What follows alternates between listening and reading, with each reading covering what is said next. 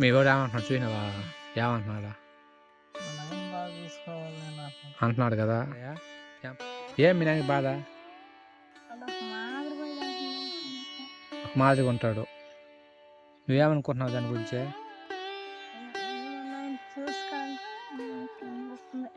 అందువల్ల స్కూల్ గడపలేకపోతున్నావు. ఎల్లుంటావా? మీ కొడుకు ఎంత బాధపడుతున్నావు చూసినావు కదా? నువ్వు బాగుంటే వాడు బాగుంటాడు. అర్థమైందా?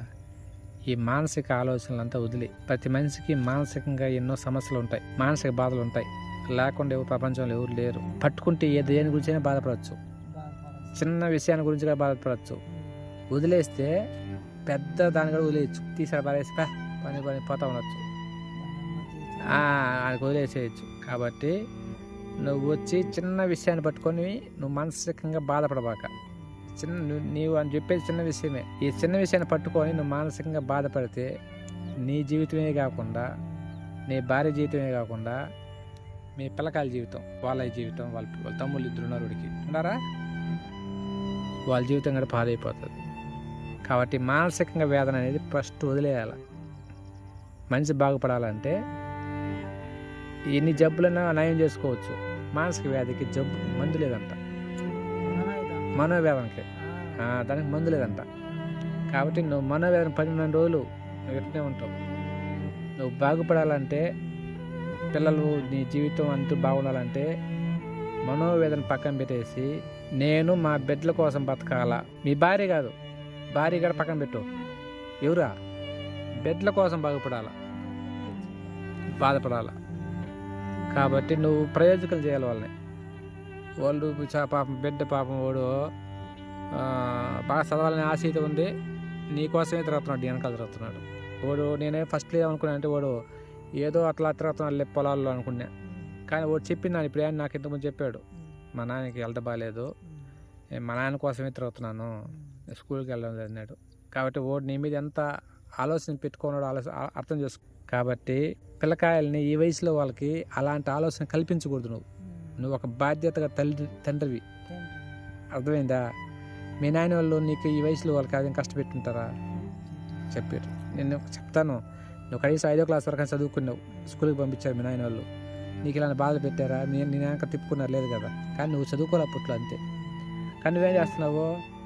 నీ వల్ల పిల్లకాయల్ని స్కూల్కి పంపించలేకపోతావు. కాబట్టి పూర్తిగా నువ్వు వదిలేసి నీ జీవితం కోసం ఖచ్చితంగా మారాలి. ఇంట్లో ఎప్పుడు పడుకోవడం బాక ప్రజల్లోకి రా. ప్రజల్లోకి అంటే మీ వాళ్ళు ఉంటారు కదా, పనులకెళ్ళు, అన్ని ఏదో ఒక పనికెళ్ళు. నలుగురిలో వెళ్ళినావంటే నీకు మానసికంగా ఈ ఆలోచనతో రావు. వేరే వేరే ఆలోచనలతో నీ మైండ్ వాషౌట్ అయిపోతుంది. అంటే వేరే ఆలోచనకి వెళ్ళిపోతుంది నీ మైండ్.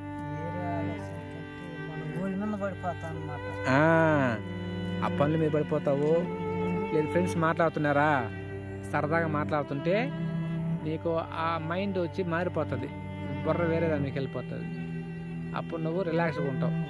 కాబట్టి మీ భార్య కూడా నీకు దూరంగా ఉందంటే మీ మధ్య ఈ మాటలు తగ్గిపోతాయి. ఎంతసేపు లేదా మనకేదో మందు పెట్టేసారేమో, వాళ్ళు మనకేదైనా చేసేసారేమో, ఈ మాటలు తగ్గిపోతాయి. నీకు ఆ పూర్తిగా ఆ మాటల నుంచి నువ్వు బయట రావాలా. ఎవరు ఏం చేయరు. నువ్వేం పెద్ద కోటీశ్వరుడు కాదు. నువ్వు ఆ పూటకి కూలి పని చేసుకుని వస్తున్నావు. నువ్వేమన్నా అందగాడు అనుకుంటున్నావా? లేదు. నీకు ఎవరైనా మీ పాత లవర్స్ ఎవరైనా ఉన్నారనుకుంటున్నావా? లేరు కదా. మరి నీకెందుకు వాళ్ళు పెట్టేస్తారు, మందు పెట్టేస్తారు?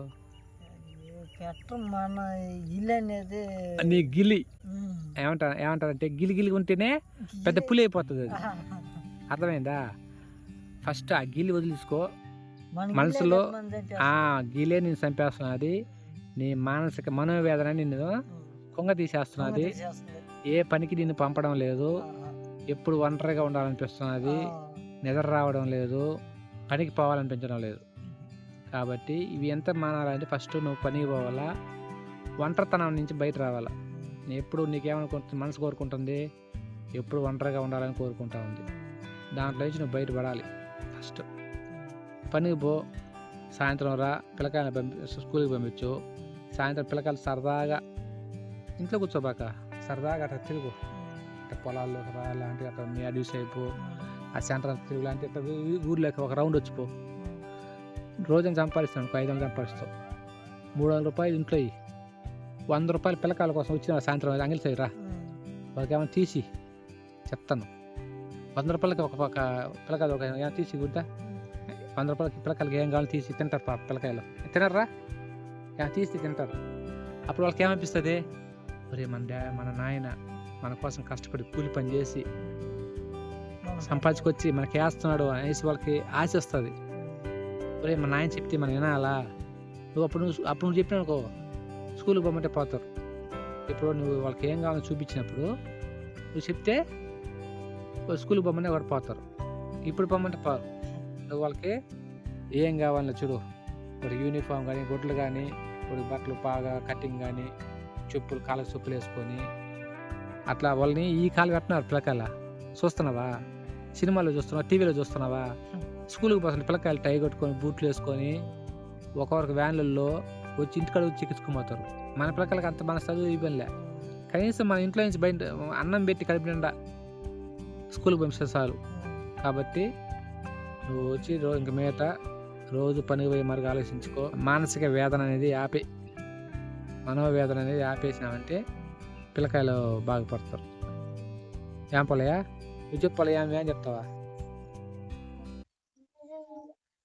చెప్పు, నువ్వేం చెప్తావు చెప్పు మీ నాయనకి.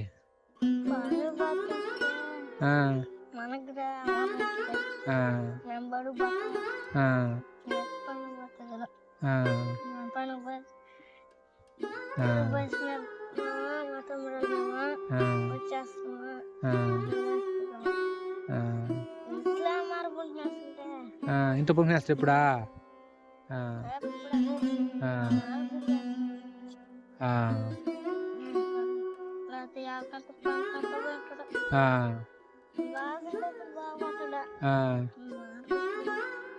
ఇవాళకి వచ్చేస్తుంది ఒకసారి అంట పంపిణీ ఉంటాడు.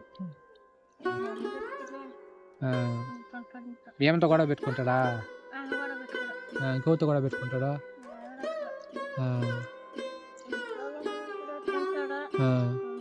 పంపిణేస్తాడు.